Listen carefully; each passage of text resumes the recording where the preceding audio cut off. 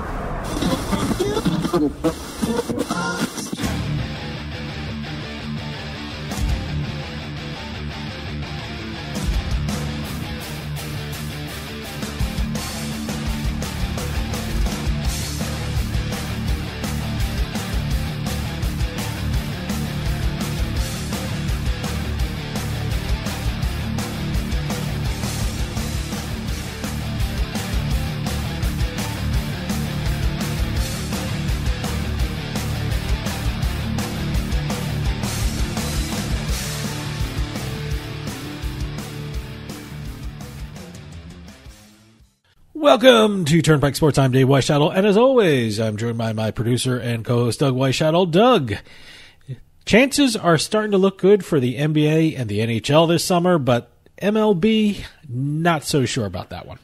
It's always an issue with the MLB. Major League Baseball just doesn't seem to get it. Well, the players are looking really bad. Look, you get their point, but this is probably should have been done behind closed doors and not out in the public. And probably Scott Boras again shouldn't be talking like he's doing. You're dealing with a league where basically the union controls everything.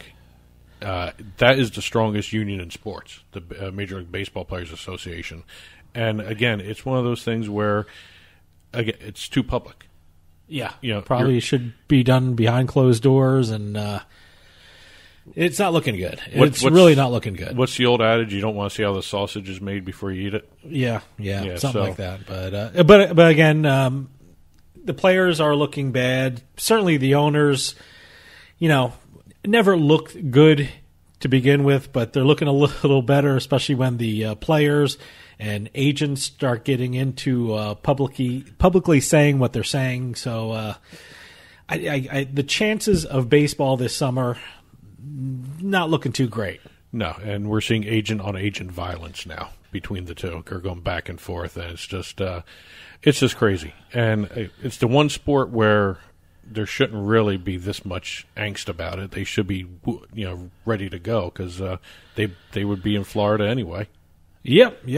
Well, looks like we got a great show coming up. What's looking good is online casinos and online poker. They're doing amazing business, and the casinos are opening up, and I'm going to talk all about it with Adam Small from USBets.com and Better Collective. Always great to have Adam on. Anytime we have Adam on, he's got great information, great insight into the industry. Absolutely. Then we're going to have a Turnpike Sports Book Report where we talk about what's going on in the sports books across this country.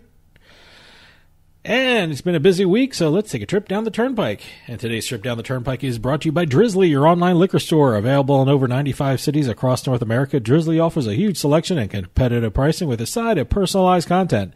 Now there's no need to leave the house. Get alcohol delivered in less than an hour by Drizzly. Head on over to drizzly.com and order today, and now get $5 off your first order of $20 or more when using our promo code DRINK19 at checkout. Shop beer, wine, and liquor with drizzly.com. Exit 1. Well, we just started talking about the casinos reopening. Yeah, there's. I haven't seen a lot of plans for the sports books themselves. I said this last week. I'm still saying it. I'm seeing a lot of pictures from the sports books when they're saying they're ready to open and they have their seats spread apart across. Yep. So I think that's the only indication I'm having of what their plans are. I think Jimmy Vaccaro took a couple pictures of how they've got the sportsbook set up over there at South Point. Yep. Really interesting to see that. But the sportsbook's got a little bit of extra good news. The Nevada State Athletic Commission has signed off on boxing and UFC, MMA matches to resume in Las Vegas. Well, that's a good sign. Is this in front of no one?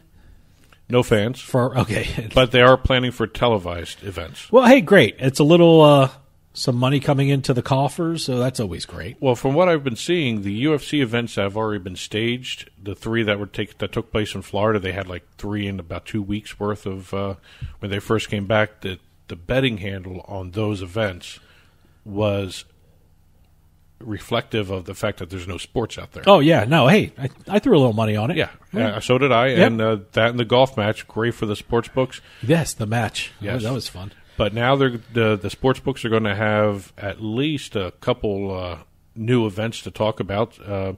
Las Vegas is going to see an MMA fight. The first one was this past weekend, Saturday, May 30th.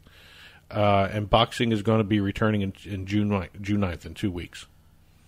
What was interesting, during the virtual meeting for the commission, 5 motions were passed unanimously in less than 10 minutes. Is that some kind of record? Or I don't think I've ever seen a athletic commission move that fast before.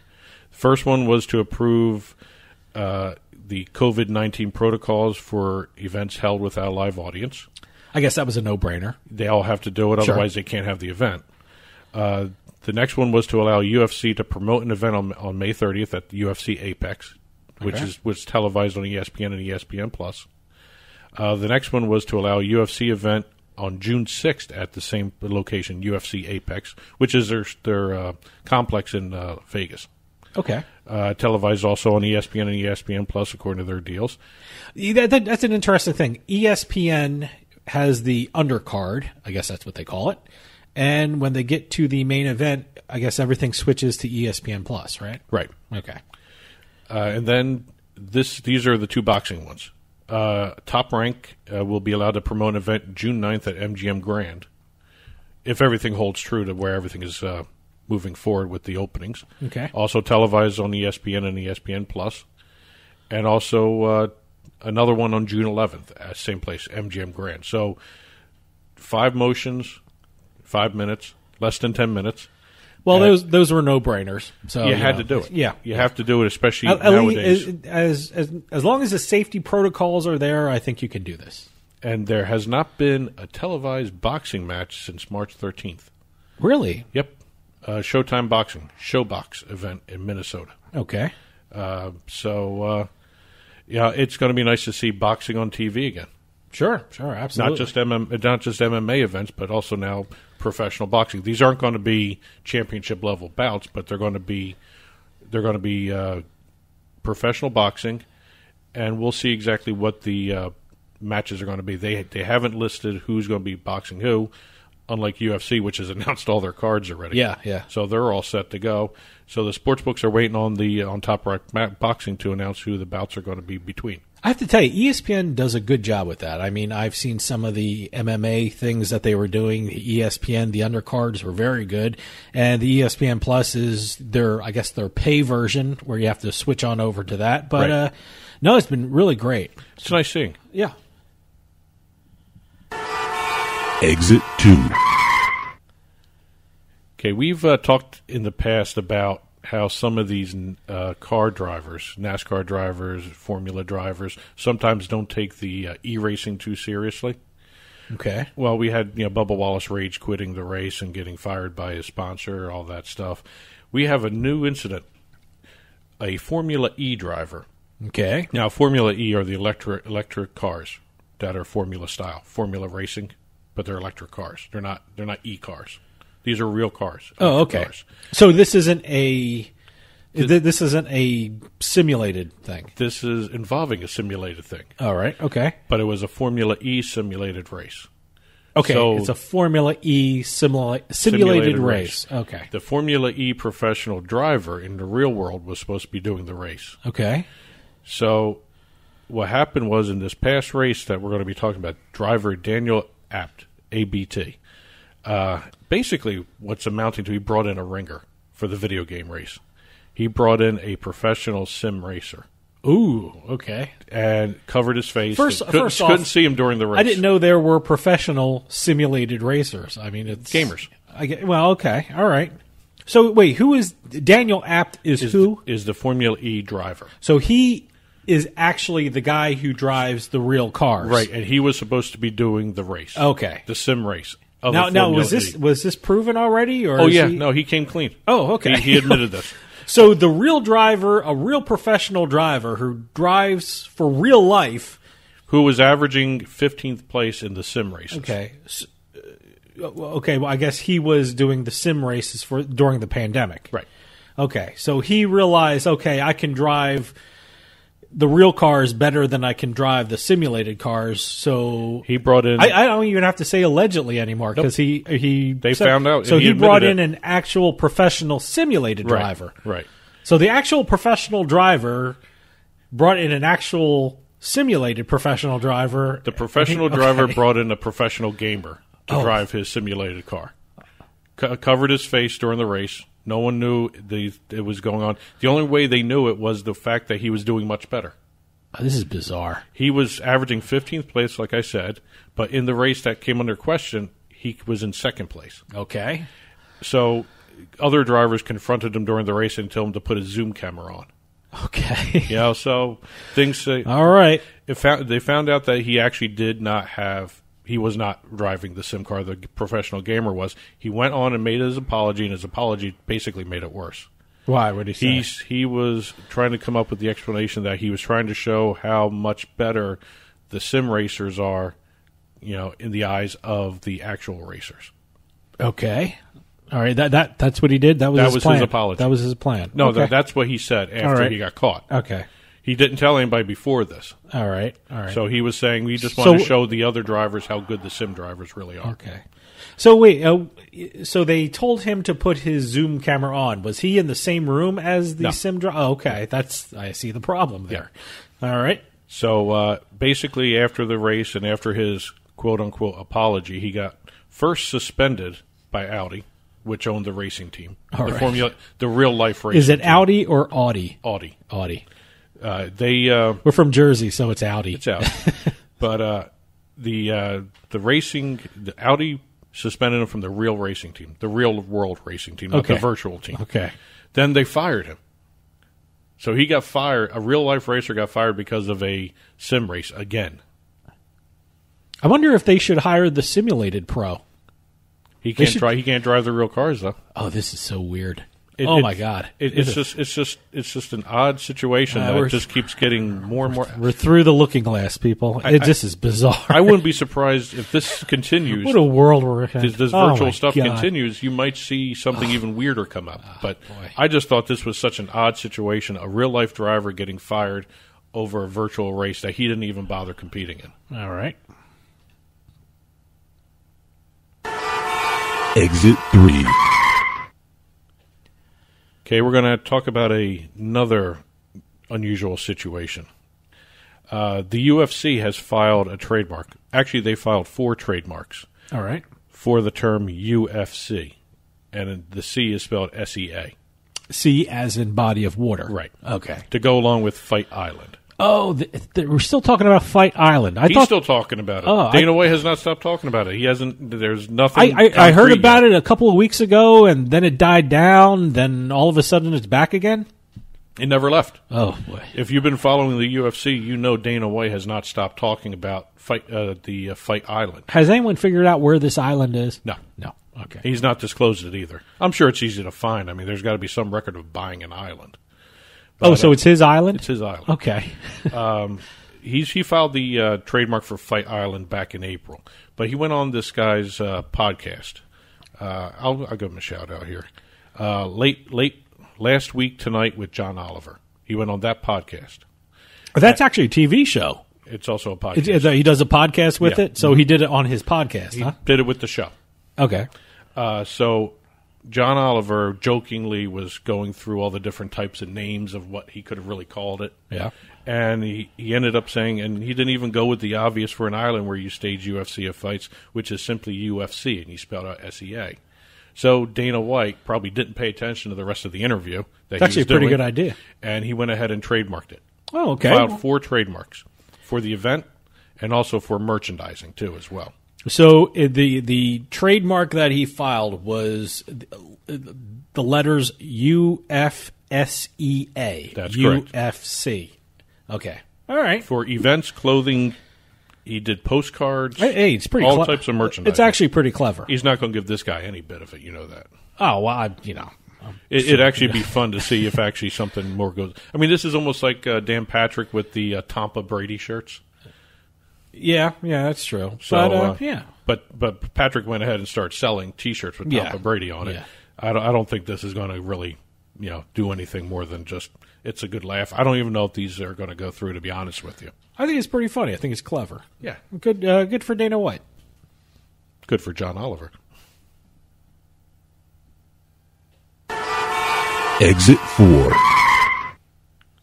Now, last week we talked about the Madden Bowl and the NFL looking to extend the rights to the Madden game to EA Sports. Yeah. They went ahead and finalized the extension. It's still the same number of years. It's another 5 years through 2025, and then there's a year option for 2026. The deal is worth $1.6 billion. Billion with a B. Wow. Okay. $1 billion to the league. All right. And $600,000 to the NFL Players Association. Wow. The NFL Players Association handles all trademark and intellectual property rights with regards to current and former players, names and likenesses. I wonder how much John Madden gets of this. He Well, must get a chunk of change. I know he does assume. really well in real estate in California, but now I'm curious how much he gets from the Madden thing. Does he still have the bus? I have The no Madden idea. bus? I Yeah, remember I watching remember that. that. Yeah, because he never flew. He took the bus. Yeah. Okay. Yeah, I remember that. But so the and again, everyone's always excited when a new NFL 2K comes out, the Madden 2K comes out. It's all about getting more and more viewers, and according to the to Electronic Arts, which produces it, I'm just going to get these numbers right. They have seen a 30% increase in unique players for the game, and that translates into 330 million hours being played of Madden football. Well, I'm seeing a lot more of it on TV, so it's gotten a boost from no sports being played. What did we see? The Madden Bowl? You saw the Madden Bowl. Okay, yeah, all right. Where the guy had no quarterback. Yeah, okay. He ran the ball all the way through, which that's the little loophole in the game, obviously. I'm assuming at some point they're going to see a fix on that at some point. But, this is the NFL still looking to get younger and younger audience members. Yeah. You have baseball, who basically can't attract a young kid to do anything even other than just complain about how slow the game is. NASCAR's got e-racing going on. You have the NBA has an entire eSports league. Yeah. And baseball is being left behind, but the NFL is always trying to be at the forefront of these things. And Madden 2K is a great example of how they're trying to attract a younger audience. Even if they're not watching the games, they're actually playing the sport, playing the players themselves, getting apparel for the games and teams they make, and they can use those as avatars in the new game as well. My question is with Madden, as always, every year I look to see who's on the cover because there's always everyone talks about the curse, the Madden curse, and I was wondering who's on the cover this year. That's Lamar Jackson. Oh boy, okay, the reigning MVP of the league. So we'll see exactly. I hope if he the makes curse doesn't last or linger. I did. Ugh. I just remember every time somebody gets on this cover, they get hurt, and I don't know if that's just coincidence or is it more and more of the other players wanting. Yeah, to I've take heard the about guy this out. for years. I got to take a look at it and see if it's still standing up. I'm just very curious about it. I'm just surprised none of the other sports simulated games have that problem with their cover people. Yeah, because they all take the front and center person. I mean, the PGA Tour just had the guy who was doing the match commentating as their cover. Oh, sure. player. Yeah. Well, I asked you about it last Justin week. Thomas. Yeah, I asked you about it last week. Is there a curse associated with the golf cover? So I'm curious. I have to go look that up. But I know there's always talk of a Madden curse, and I hope that's not the case. But that's why I always look who's out on the cover. And the one downside to the deal with with Madden and EA here, 2K Sports is still out of the picture and doing a football simulated game. They do not have the rights. It's an exclusive deal between EA and the NFL. Take-Two Interactive, which used to produce the 2K football, which was the rival to Madden, they have been relegated to just doing arcade-style games and casual mobile games based upon football in general, not NFL licensed stuff. And today's trip down the Turnpike was brought to you by Drizzly, your online liquor store available in over 95 cities across North America. Drizzly offers a huge selection and competitive pricing with the side of personalized content. Now there's no need to leave the house. Get alcohol delivered in less than an hour by Drizzly. Head on over to drizzly.com and order today. And now get $5 off your first order of $20 or more when using our promo code DRINK19 at checkout. Shop beer, wine, and liquor with drizzly.com. And to get in touch with Turnpike Sports, you can call or text us at 609-512-5910. At Turnpike Sports is the social media handle for both Facebook and Twitter. Turnpike Sports Radio is our Instagram address. And email is info@turnpikesportsradio.com. Don't forget you can watch us on your smart TV, Roku, Amazon Fire, and Apple TV. Just head on over to turnpikesports.net, and you can subscribe to the audio version of the show now at Spotify, Pandora Podcasts, iTunes, Radio.com digital app, iHeartMedia also distributes us, and Stitcher Radio. And stick around later on. We have the Turnpike Sports Book Report where we talk about what's going on in the sports books across the country. But coming up next, I get to talk with Adam Small from USBets.com and Better Collective. Online casinos and online poker are going through the roof, and the casinos are opening up, and we're going to get the latest on all of that when I talk with Adam Small from USBets.com and Better Collective. So stick around. We'll be right back with more Turnpike Sports.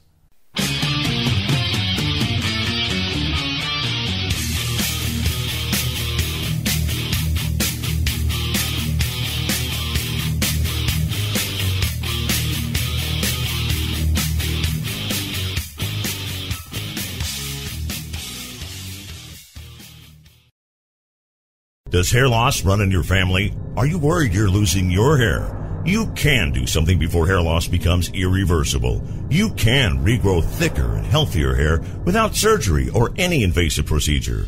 All you need to do is wear the Capillus cap to help regrow your own hair instead of hiding your thinning hair. Simply wear the Capillus hair regrowth cap for 6 minutes a day. That's right, just 6 minutes a day. The Capillus hair regrowth cap utilizes clinically proven technology to deliver safe, low-level laser therapy to nourish hair follicles for healthier, thicker hair. It reboots the blood supply, reestablishes blood flow, and oxidation too. The bottom line is, it works. The Capillus cap is FDA cleared with no prescription necessary, and right now you can get $200 off any cap purchase. Call 800-610-0239. 800-610-0239. Get the results you want or get your money back. Call 800-610-0239. 800-610-0239. 800-610-0239.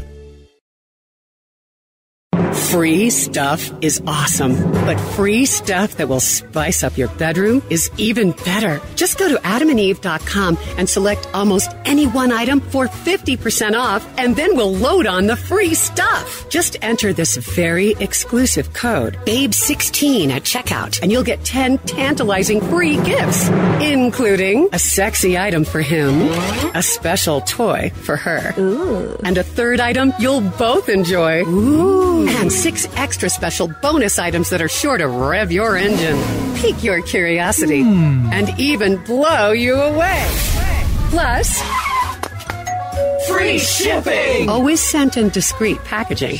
Go to adamandeve.com now. Get 50% off plus the 10 free gifts when you enter the exclusive offer code BABE16. That's BABE16, because without it, no free stuff. That's BABE16 at adamandeve.com.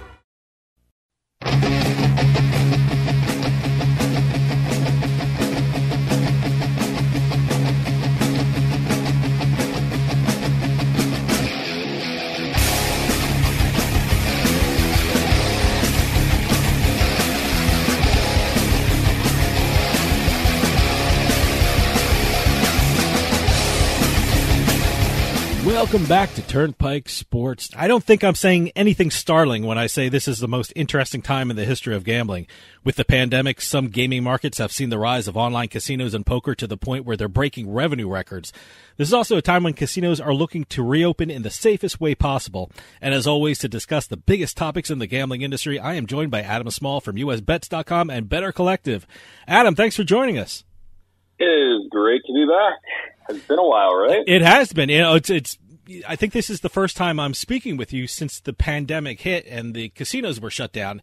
And it seems like I'm asking everyone this, but I want to ask you. I want to get your opinion on what's going on in the gambling industry. Have you ever seen anything like this? Is there anything comparable to what happened in the gambling industry these past couple of months? No, and I mean, you can ask the same question about pretty much anything in life right now. Yeah. Gambling, industry, personal relationships, school, every aspect of everything is different for us than it's ever been before this year. And in gambling, just because that's kind of like the center of our universe, at least work-wise, it's been really interesting to see because all the brick and mortar stuff is shut down, and it makes a lot of sense that it's shut down. The brick and mortar foot traffic skews older, especially in a lot of places around the country, local casinos and stuff like that. And those are the people that are most at risk. You're inside a building. There's a lot of people touching the same things as each other, and it's just the casino is kind of a nightmare for this whole situation. So you can really see why casinos in particular were hit so hard. On the other hand, at least in the non-sports related aspects of online gambling, there's been an uptick, a significant uptick of online poker play, online casino play, and we've seen online poker grow by just a massive amount, more than doubling in traffic in New Jersey, Pennsylvania, and also on sites that are accessible in other parts of the world. So it's been interesting to see, I guess, how people have been spending their time when they're at home. It's kind of surprised me some, just because I think about people like me that I don't have any extra time to play online poker right now. I'm in a house with 3 kids and a wife right now. We're just trying to survive and figure out a way to get through our days. But I guess for younger people people without kids or whatever that have a little more time on their hands and I guess still have income, gambling online might be one of many ways to pass the time, right? Yeah, I got to tell you, what surprised me, I mean, I read USBets.com, NJOnlineGambling.com, PennBets.com, CentennialBets.com. I read all, I guess they're still called periodicals. I don't know what they're called, but they're all great resources. And I was surprised to see the amazing amount of business activity that the casinos and the sports books were conducting during the shutdown. I mean, even beyond the gambling aspect of it. I mean, Borgata has a new president. Bally's, Atlantic City was sold. Colorado started sports betting. I mean, certainly their business goes on. Did they take care of some important internal business for their establishments and the states during this lockdown? I think they have. I mean, I think that there's an expression in government that is not something politicians want to be heard saying out loud, but the never let a crisis go to waste. Yeah. Looking for opportunities to make sort of bigger changes that might be harder to pull off politically during normal times. But they can use a crisis as cover to make these things happen, whether it's cutting costs or making staff changes or making big policy changes or whatnot. And I think the same thing applies in business. I think that sometimes companies want to sort of modernize certain parts of their staff. That's kind of a neutral word. And what I mean, of course, is replacing people or getting rid of certain departments or people or bringing in new people, whatever it is. I think that sometimes it's hard to do just in normal circumstances because you scare the crap out of your entire workforce when you're making big changes and people might freak out and start putting their resume out there or whatever else, or lose their motivation. But I think during a crisis, the companies have had to act fast and be nimble. And part of that has been thinking long term about what they want their team to look like. And so, you've seen a variety of types of action taken. I mean, look in the case of a company like MGM has furloughed or let go all kinds of people.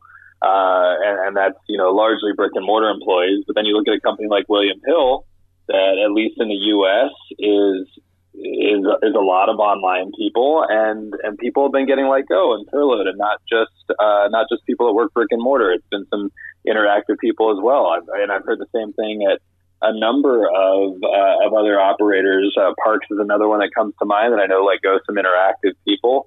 And so there's been companies taking the opportunity to change their teams up, bring in new people, get rid of old people, and just do some restructuring. And, we've seen it all around. We've been really lucky at my company, Better Collective Tennessee. We haven't had to do any layoffs or furloughs or anything like that to date. And assuming that sports come back pretty soon, we're going to have our entire team intact, and be really strong and prepared for what's coming next. The state gaming commissions have consistently put out their numbers during this pandemic, which has been a really depressing read. I think I actually forgot in March there was like a week when casinos were actually still open, but I know the month of April all casinos were shut down for the entire month, so There was zero revenue there. I'm assuming May will look just as bad. How long can the casino industry in this country go on like this? Are we at the breaking point right now, or is there some wiggle room? Do they have to reopen in some fashion pretty soon? I think we're at the breaking point. We're close. It was really unfortunate that the CARES Act that was passed by Congress that provided more than $2 trillion in funding for a lot of things, but a big part of it was funding for businesses to maintain their payrolls, to not cut staff even in the face of lost revenue. That it was exclusively written into the rules, as I understood it, that gaming business or gambling business was excluded. Mm-hmm. And later on, some of that was redone a little bit, but still, it seems like for some reason our industry was singled out and didn't get as much aid as others. And I know that, while maybe the general public doesn't have a lot of sympathy for casinos and for gambling business in general, that's still hundreds of thousands of jobs around the country, if not millions, that are put further at risk. And those are still people that are, just normal people that work in the industry that are going to be put out there on the street or put on unemployment or, just forced to fend for themselves. And that's really unfortunate this time. I do think that we're reaching a breaking point, and I also think it's going to be dealt with because I think, by the beginning of June, most of the casinos are going to be starting to find ways to at least partially reopen. There are already a few that have reopened. It doesn't seem like, to me personally, I don't really feel like being in a casino now or anytime soon. And same thing about conferences. I go to a lot of conferences. You guys, you and I met in person at a conference a couple of years ago.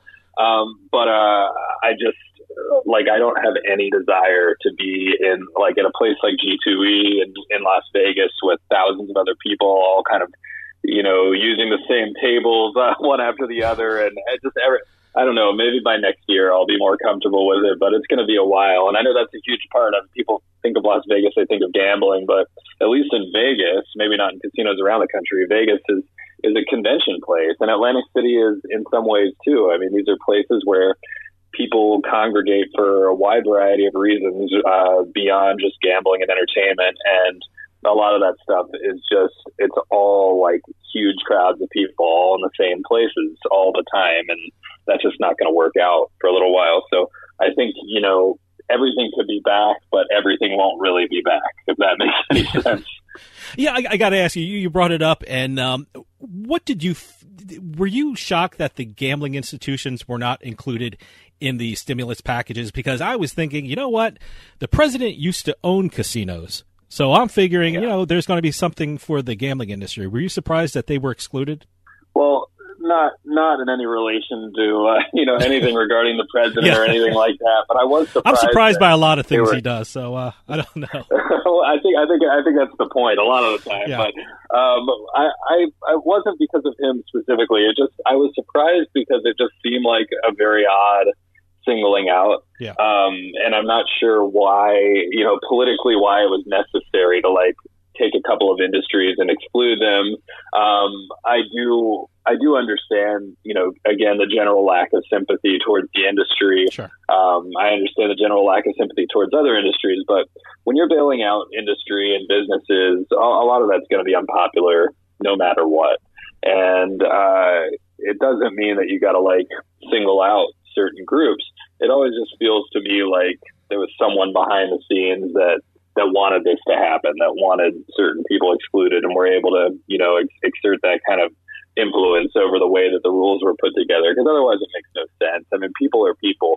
You work for MGM or William Hill, or you work for Delta, or you work for Aramark, or, McKesson. I don't know. I'm just naming companies. There's so many big companies, and the people who work for them are all just the kind of people that live in my neighborhood and your neighborhood. Sure. And so I just don't see why you would want to put certain people's jobs at risk over other people's jobs. And that's ultimately what it came down to, because the purpose of at least the Paycheck Protection Program and a lot of other aspects of the CARES Act was just for companies to keep employees on payroll. It was an alternative to everyone going on unemployment, was, allowing companies to continue to pay their employees, and the idea that hopefully when the crisis has subsided, at least partly, that those companies will still have that staff on and won't let them all go later, that people will be able to maintain their jobs and continue to work, and that companies will still have their teams intact, and that businesses can bounce back better, because it's much easier to bounce back with your existing workforce than to have to hire a whole new team later. So all in all, I mean, that's in the point. I just don't see why that's any different with casinos than anything else. I guess one of the bright spots, if you can call it a bright spot during this pandemic, was the rise of online casinos and online poker. I mean, overall, for the states who allow online casinos and online poker, how did they do during this quarantine? They've done amazing. I mean, the online poker business has been the most mind-boggling thing, just because online poker, at least in the U.S. since Black Friday back in 2011, when the biggest sites, which were operating outside of any sort of U.S. regulatory entity at the time, all pretty much got shut down. And this was over 9 years ago now. It's been in pretty consistent decline in the U.S. There are still a few offshore operators, but at least a legal regulated industry that launched in New Jersey a few years ago and in Pennsylvania late last year. They've been pretty small and inconsequential in terms of the overall revenue picture and in terms of traffic and growth and publicity and so on and so forth. It's just been not a big part of the story lately. And that's really changed lately. I don't know if it's just that people who are into other things like sports or whatever, or who are stuck in their houses, just don't have as much to do, so they've picked up poker. I'm sure it's partly that, but I think partly just people have rediscovered poker and have been enjoying it and getting into it. And I really hope that momentum goes on. I mean, the revenue numbers were pretty impressive. And then you mentioned online casino, which is an area that we cover a lot in our business and follow closely. I mean, like 64.8 million just in New Jersey in the month of March, and even more in April. I mean, look, these are crazy numbers. You look at April was 80 million for online casino. April of 2019 was 36.6 million. Now, when we started NJOnlineGambling.com, we were looking for the first $25 million month for the New Jersey online casino industry. I mean, 25 million seemed like a big number. That was like the industry finally making it. Now we're talking about $80 million in a single month. That's close to a projected $1 billion year. If you project that out over an entire year, that would bring you to just under $1 billion in online casino revenue in one state with an average population.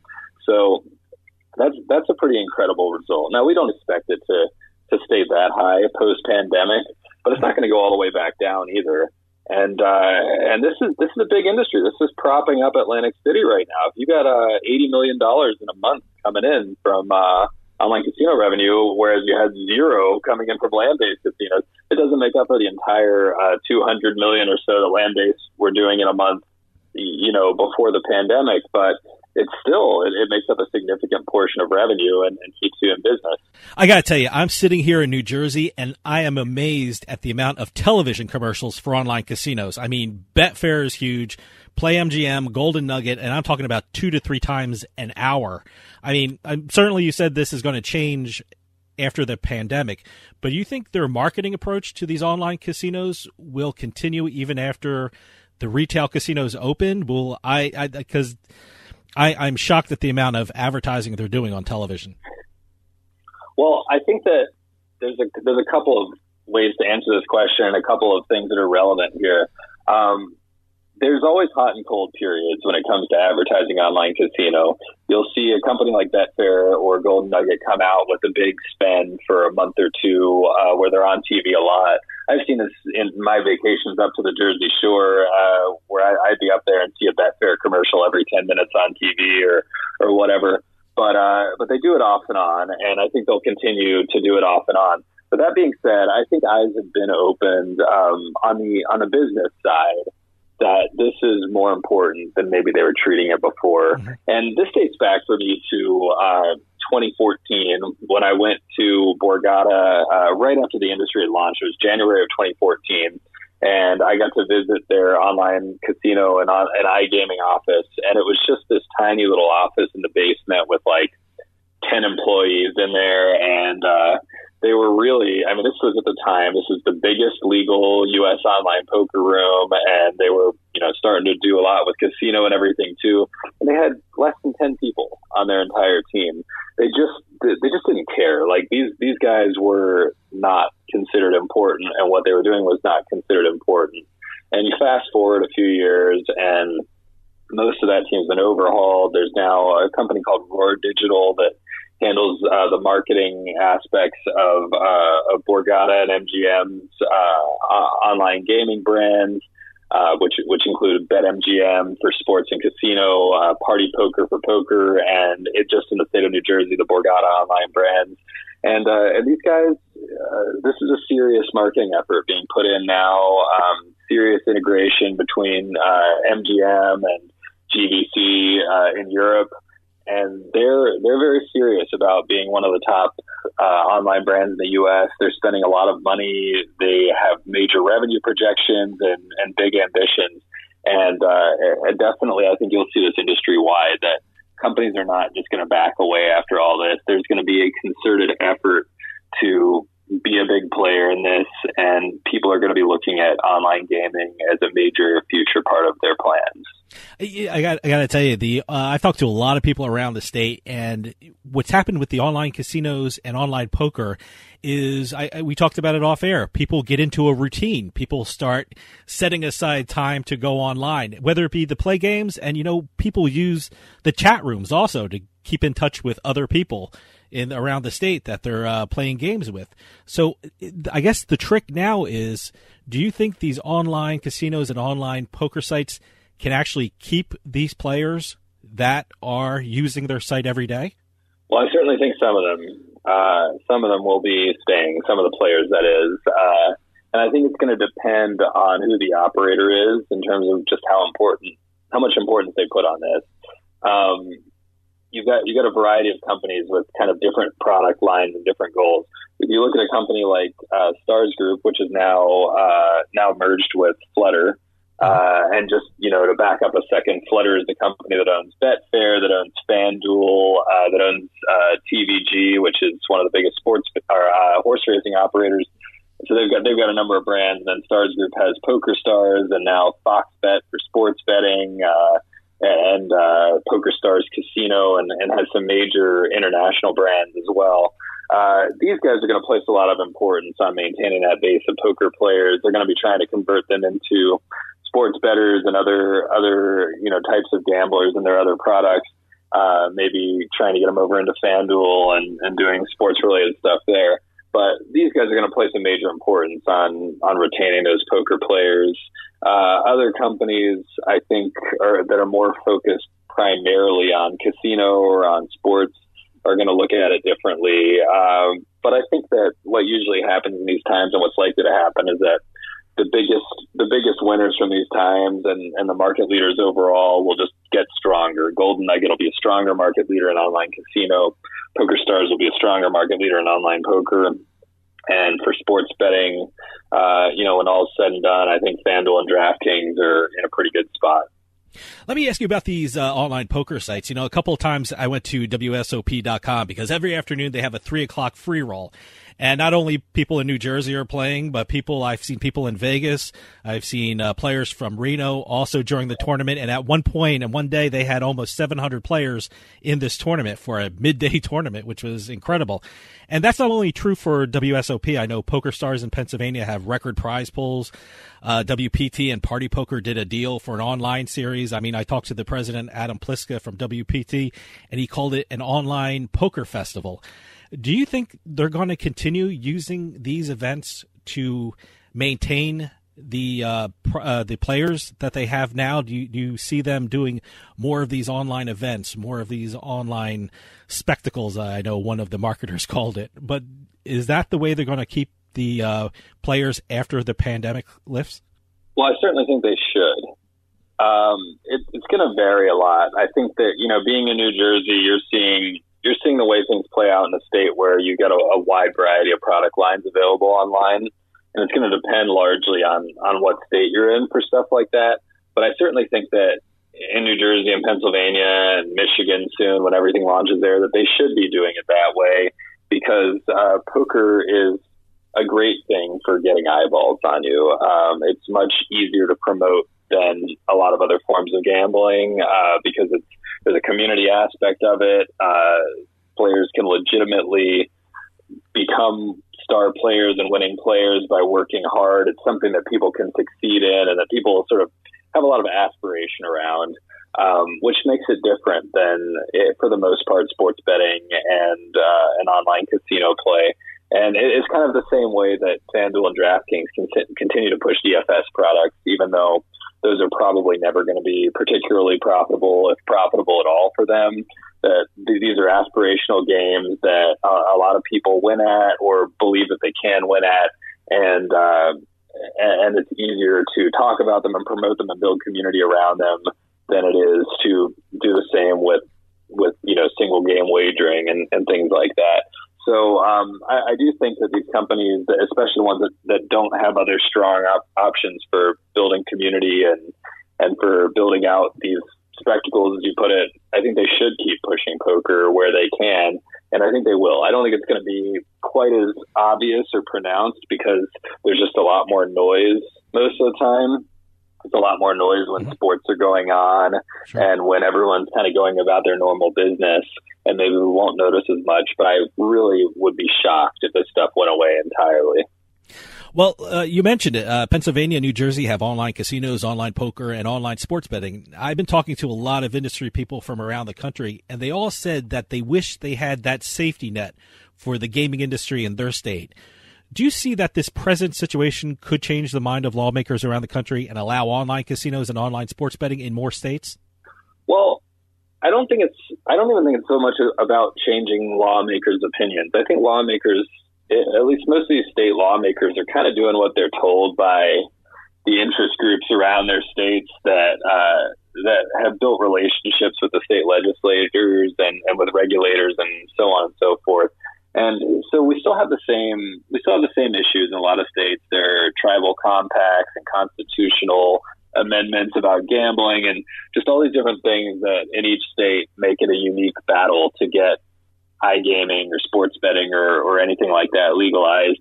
And it's the reason that, despite protestations and people's beliefs about what should and shouldn't be legal, it's not very likely that you're going to have widespread online poker in 25 states anytime soon, or that New York and California or the federal government are going to come in and legalize just because of this situation, because it's a lot more complicated than that. But what I do think is going to happen is that the gaming industry is probably going to coalesce a bit more around a broader range of iGaming legalization. And I mean by that in a state like Indiana, where it makes all the sense in the world to have more than just sports betting, that I could see them revisiting what they've done there and trying to do something more like what Michigan's done, where they've legalized sports betting, online gambling via casinos and poker, or, West Virginia's done the same thing. Pennsylvania and New Jersey have done the same thing. They haven't all done it the exact same way as each other in terms of taxation and regulation and all that, but they all have come around on a full suite of online gambling options. And it just, to me, in a state like Indiana or Iowa or Colorado at some point in the future, it just makes sense to me that people would at least be paying attention to what's going on in New Jersey and Pennsylvania right now and rethinking why they, singled out a product like sports betting and didn't get into these other areas. Speaking of laws and sports betting, I hope they do away with one stupid regulation, and that is if you want to register for a mobile sports book, you have to go to the physical sports book to finish your registration process, because that's just ridiculous what's happening in Las Vegas and Reno, that they have to do drive-through registrations for their mobile sports books. I've been seeing that stuff on Twitter. People have been posting pictures. It's like a red box for registering for online gaming. Yeah, the stupidest thing in the world. You're registering for an online product, and you show up at like a kiosk just to like complete your registration. Just so it's so dumb and so outdated. And there's no like public value to doing it this way. It only exists because certain interest groups are scared for competitive reasons about it being done another way and are kind of standing in the way of change. And it needs to go away. It's very clear that it serves no useful purpose to the public, and that it's creating, an additional germ spreading opportunity for people that people probably just don't want to tolerate right now. As we speak right now, casinos are developing plans for their reopenings and developing ways to safely welcome back guests. What do you think we can expect from this reopening? Will casinos do it in phases? Will some just open slot machines? I know Wynn just came out with one of their recommendations that they're going to open up their properties, but they're not going to have poker in it. What can we expect to see from these casinos? Just mentioning poker there at the end. I mean, poker is a tough one because people pass chips around from player to player. And there's just so much opportunity for spreading. People are sitting close together, and it seems like a particularly difficult thing to make work right now.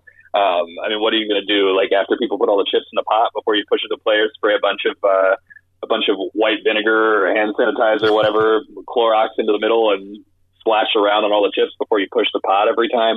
It's just not going to work. So I think that there's going to be a bunch of stuff like that is much slower to get going. Maybe, something like blackjack could work better. Maybe there's some company working behind the scenes on like chip washing technology or something like that.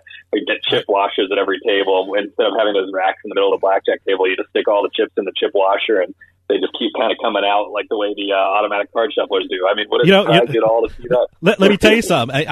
It's funny you should mention that. I'm a gaming attorney, and I got to tell you, the last couple of weeks I have reviewed and drafted contracts I never thought I'd do. We've had purchase order for masks, and you mentioned chip cleaning. We just did a contract for a system casinos use to clean and sanitize gaming chips. So they are going through that. It's just absolutely amazing. I never thought I'd even look at contracts like that. But in your opinion, how long do you think we're going to have to do this? Nobody knows. I'm far from a medical expert or anything like that, but I feel like nobody knows how long this situation is going to go on. And I think everything largely depends on public behavior. I think that we have, a lot of conflicting views of government and of media and of just various kind of authorities that are out there that probably people en masse are going to have a hard time agreeing on, who's right or, who to listen to or whatever.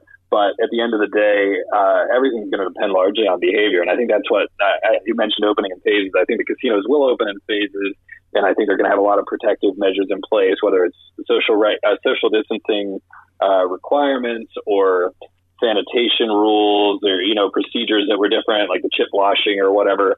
But what's really gonna impact the speed of the reopening and how those phases play out is how people respond to it all. And I think that's what probably the brass at these big casino companies what they're trying to figure out is, if we do this, what will people do? And if we do this, what will people do? And trying to arrange this in a way that brings people back as soon as possible and as comfortably as possible.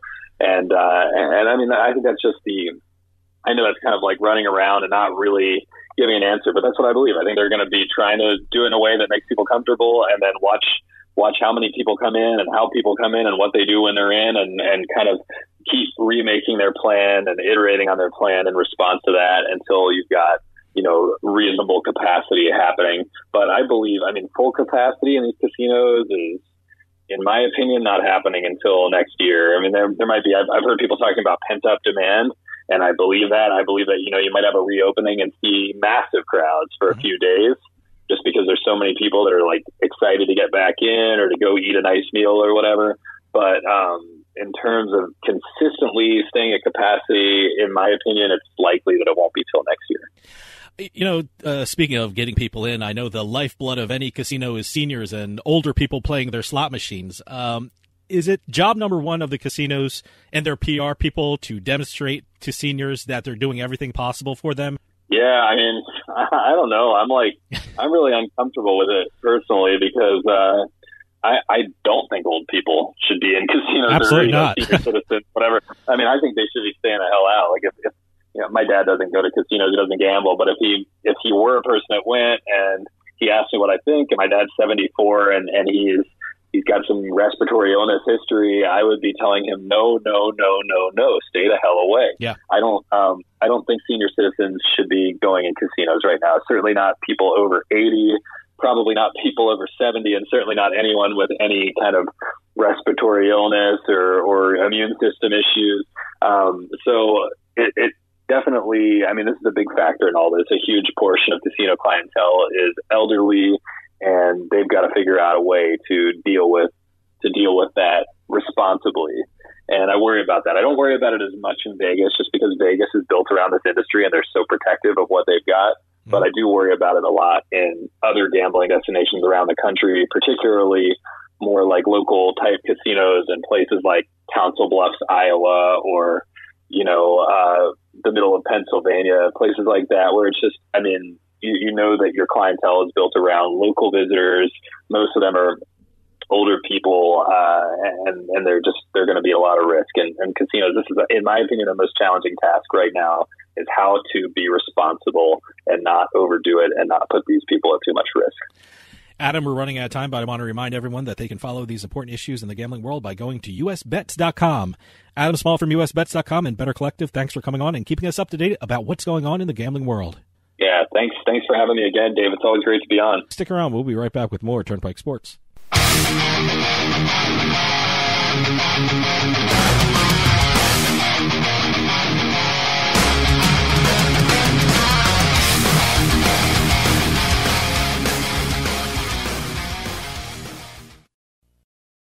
We'll get right back to the show, but I want to take a minute to talk to you about Bean Genius. How would you like your coffee delivered right to your door every month, maybe 2 times a month? Well, now that can happen with Bean Genius. Bean Genius sells freshly roasted coffee from some of the best independent coffee roasters in the country at beangenius.com. And Bean Genius actually learns their customers' individual taste preferences, then suggests future coffee blends for them. Well, how do they do that? Well, this is the cool thing about Bean Genius. Over at beangenius.com, they use an algorithm which learns the coffee flavors you like and then pairs up what you like with the coffee that they have in stock. And it's all based upon you. Every time you order, the system learns. The system learns your preferences as you go along and order more and more coffee. And now, all our listeners at Turnpike Sports can get a special offer. You head on over to beangenius.com/subscription, and you'll be able to get 10% off your purchase when you use our promo code PIKE, P-I-K-E, at checkout. That's 10% off at beangenius.com/subscription with promo code PIKE, P-I-K-E. beangenius.com, the smart specialty coffee subscription service.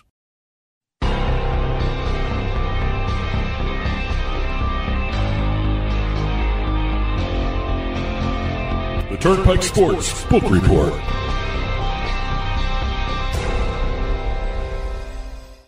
And the Turnpike Sports Book Report is brought to you by BorgataSports.com. Your favorite casinos, now your favorite sports book available anywhere in New Jersey, BorgataSports.com.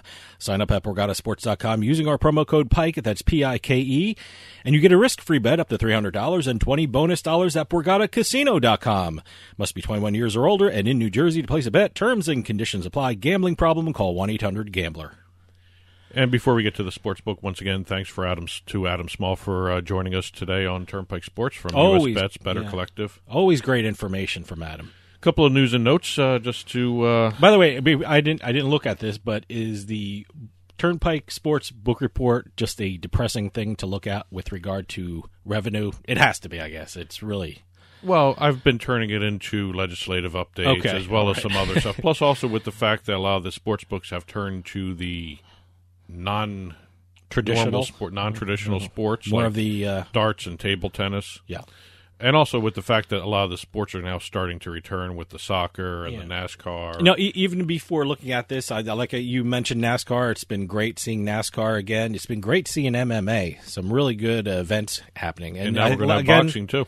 Boxing's coming back. Yeah, again, ESPN's been doing a great job in covering the MMA, and I've been really having a ball watching it. So it's and it's actually even fun to bet on in some areas. Sure. Well, we're going to talk with bad news. Okay. You had to set us up for the good part. Give me the bad news first. Nevada reported their April numbers. Right. They did the overall gaming numbers. Makes sense. Yeah. I'm not going to go into the numbers because they're really not worth going into. The important part was they redacted the sports betting numbers, which was basically nothing. Sure. The overall gaming revenue for April of this year was down nearly 100%, actually 99.6% from April of last year. That's amazing. That's overall casino That's gambling, overall gaming right? in Nevada. Okay, wow. So the fact that they're reopening partially this week, as well as starting to open up all of Las Vegas and Reno and all the other areas, that's great news for the industry. I'm very curious to see how this opens up, because really it's going to be kind of a blueprint for the New Jersey casinos, for the Pennsylvania casinos, and for a lot of casinos around the country. So I know Wynn Casinos isn't opening up with certain games. I know poker's not on the reopening schedule. Again, I haven't heard anything about sports books, how they're working the sports books. I've seen pictures from different sports books where the seats and the tables were separated far apart, but I haven't seen any documentation on the opening up of the sports books. Well, the sports books are one thing. The casinos are, especially in Nevada, they're taking a look at what's been happening in Mississippi and a lot of the other states that have already opened up a lot of the tribal casinos. Mm-hmm. And you're seeing a lot of the plexiglass separations, the social distancing between slots. Yeah. And, I think it's going to be a matter of give and take in terms of what has worked with other casinos, what could possibly work. Especially Nevada is a unique animal with the different areas where it's all gaming. Those small towns that they have, Reno Sparks, Henderson, Laughlin, all that. It'll be interesting to see exactly what the reception is, too, when they open. Sure. I'm assuming they're going to be taking temperatures. I'm assuming masks are going to be required. I'm assuming social distancing will be in effect. I think the casino... I'm curious to see how they'll do it. I think the casino eye in the sky is going to be replaced with the thermal scanner in the sky, probably. I've seen... a lot of people have the handheld thermometers that they hold up to people's heads, but I've seen some technology where I guess people just walk up to a baseboard or something like that, and it's a thermal imaging. It's a full-body thermal scanner. Yeah, it's very interesting. It'll be fun to see some of the new technology that comes out because of this, too. It'd be. I'm curious. I'm curious to see the safety procedures, and I'm curious to see what safety procedures hangs on even after this pandemic is done. Well, it's a growing process, and we'll see exactly how everything... You're not going to get back to normal for a while yet. So, no. Let me tell you something. I'm having fun, playing the online casinos and online poker at home and online sports betting at home, and I think I'm going to continue that until I feel comfortable going into a crowded casino. Just my opinion. So. Well, on to the good news. We have another market that has launched in the sports betting industry. Okay. Washington, D.C. Finally. Oh, boy. For what, a year and a half we have been hearing about Washington, D.C., so they finally did it, huh? After so many fits and starts and hiccups and testing, and they finally launched this past weekend. Okay. The site is Gambet DC. It's a combination of gamble and betting. Gambet DC. Gambet DC. That's the name of the app? That's the name of the sports betting website right now. Okay. The apps haven't launched. Okay, so you can bet in Washington, D.C. on whatever sports are available. Whatever sports are available. If you're physically located in D.C., I'm assuming, and also you can only bet on the online website, right? Right now. Right now. There's no app yet. No. And when actually this fully launches, both app and website, if you're in D.C., you can only bet with Gambet DC. Okay. unless you go into one of the event centers, the arenas, or the stadiums that has a deal with another mobile sports provider. Okay. DC is all mobile sports betting. It makes sense. Yeah. I mean, you know, there are no casinos in DC. But they also only have one provider for the district, which is Intralot. Okay. They set the prices. You only have that choice. Until the other ones launch inside the stadiums and arenas, you only have one choice here. All right. And a lot of people are complaining about that, which ties into the other state that I'm going to talk about right now, Montana. Okay. Montana and the District of Columbia are both run by Intralot. Okay. For the odds. And the odds pricing is a little more steep by Intralot. I believe David Purdom from ESPN had the best analogy. What? If you're in Montana or D.C., you're paying $2 for a gallon of gas, while everyone else is paying $1. Well, that may change once competition goes. There is into no the competition. State. Well, if there's going to be competition, I'm sure that will change. You can't bet at home unless you use Gambit. You have to go physically to an arena or a stadium to go use a mobile app. But like I said, I'd be curious to see if that changes, if there's competition occurring in that state with regard to another sports book or another sports book provider. Well, if you want to check it out, if you go to gambitdc.dclottery.com. Okay. They've launched. They will be launching the apps for both Android and Apple devices sometime in June, early June, they said. And over in Montana, they're starting to see a little traction with sports betting. Great. The last couple of events by MMA have generated about $30,000 in handle. They're saying that they're getting an average of $34 per bet, with the majority of the betting being done at the kiosks and not the sports betting app they have available. Interesting. Which is, I think it's Montana Bet or Bet Montana, just like what they have in D.C. Okay. So that's it. Short rundown here about what's going on. I'm sure there's going to be plenty of news as more and more things reopen, more and more sports go live, and we'll just keep updating as best as we can. And that'll do it for us this week. Hey, stay safe, everyone. We'll see you next time on the Turnpike.